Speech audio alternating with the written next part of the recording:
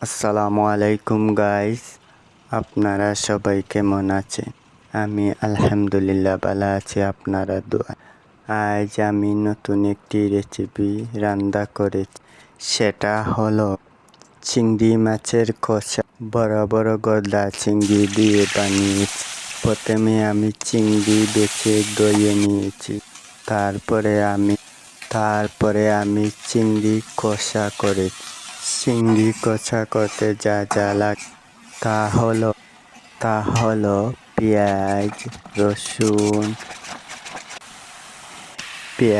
রসুন, মরিচ, হলদি, বাখর, পাঁচফোড়ন, লবণ, একটা মশলা দিছি টেস্ট বাড়াইবার জন্য। এটা রান্না করা খুব সহজ। প্রথমে কড়াই পরিমাণ মতো তেল দিই।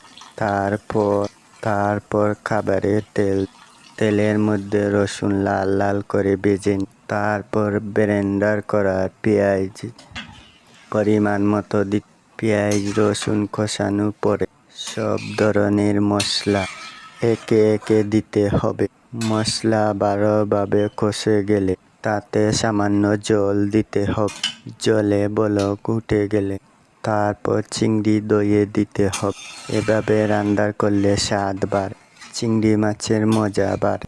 আমি চিংড়ি দিয়ে অনেক আইটেম বানাইতে পারি, যেমন চিংড়ি মালাইকারি, দুধ চিংড়ি, চিংড়ি ভাপা, চিংড়ি রোস্ট, চিংড়ি কাবাব, আরও বানাতে পারি চিংড়ি পোলাও। চিংড়ি দিয়ে সব কিছু রান্না করা যায়। যে যেমন পছন্দ করে সে সেভাবে বানিয়ে খাবে। আমি বড় পছন্দ করি দুধ চিংড়ি, সেটা খেতে দারুণ মজা। আমি আমার বাসায় সপ্তাহে একদিন দুধ চিংড়ি বানাই। বাসায় অতিথি আসলে চিংড়ি পোলাও বানাই।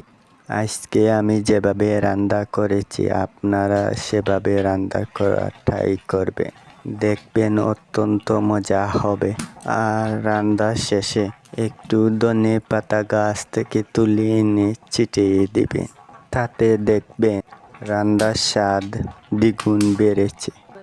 আপনারা সবাই বাসাতে রান্না করবেন, আমাদের কমেন্টে জানাবেন। আপনাদের সাপোর্ট পেলে আমি আরও নতুন নতুন রান্নার আইটেম শিখাবো, যা অনেক নতুন। তাহলে সবাই ভালো থাকবেন, আমার জন্য দোয়া করবেন। দেখা হবে পরবর্তী ভিডিও। আল্লাহ হাফেজ।